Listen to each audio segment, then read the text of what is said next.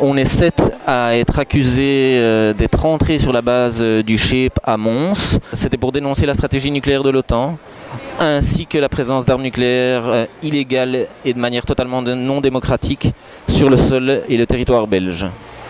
On attend de la justice, bien évidemment, que le juge se déclare incompétent et nous renvoie aux assises, et on attend du ministère public qu'il nous poursuive aux assises.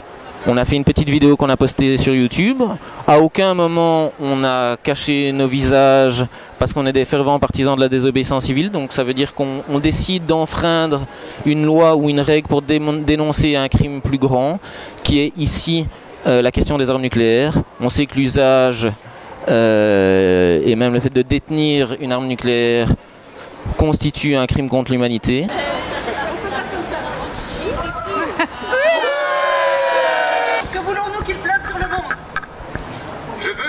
Sur le monde des nouveaux cerveaux conscients pour ceux qui n'ont rien compris à la vie. Donc beaucoup de cerveaux. Alors, no atomic bombs, let peace come. L'amour pour nos pères, pas pour le nucléaire. Je suis fille de militaire.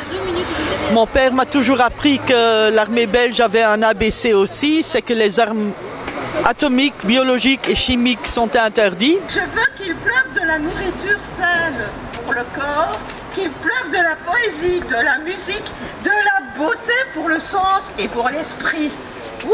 Ah ouais. Que je trouve assez amusant que des gens soient menacés de 5 ans de prison pour en fait dénoncer une illégalité, parce que je sache en tout cas, d'après le droit international, le fait que l'OTAN stocke des armes nucléaires sur le sol belge n'a jamais autorisé, est tout à fait anticonstitutionnel.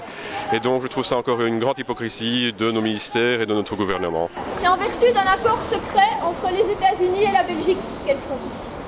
Donc il est impossible d'obtenir un débat parlementaire normal sur cette question-là. Et ça, c'est une seconde honte pour ce pays. Aujourd'hui, ce sera le procès des armes nucléaires. On ne sait pas ce que ça va donner.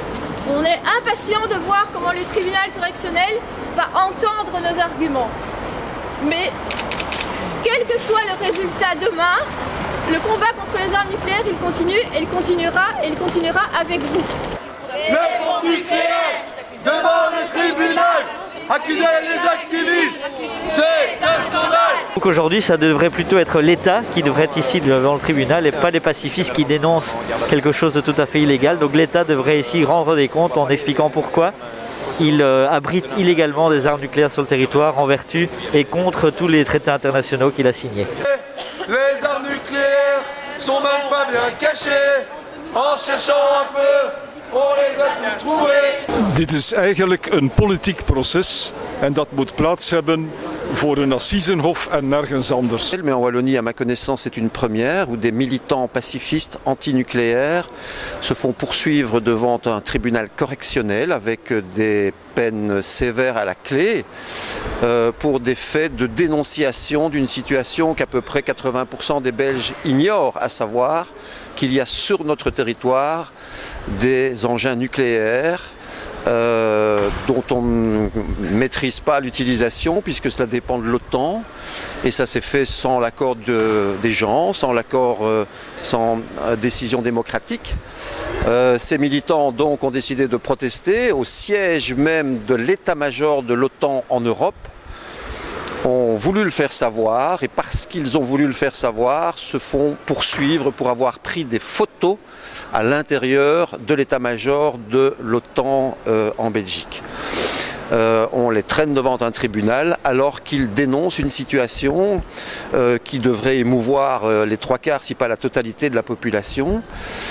C'est un danger énorme dont personne ne mesure les dimensions exactes.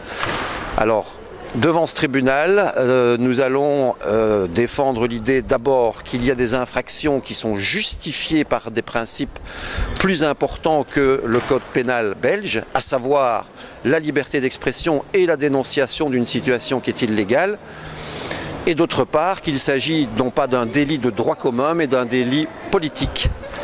Et à ce titre qui serait justiciable de la cour d'assises et pas d'un tribunal correctionnel.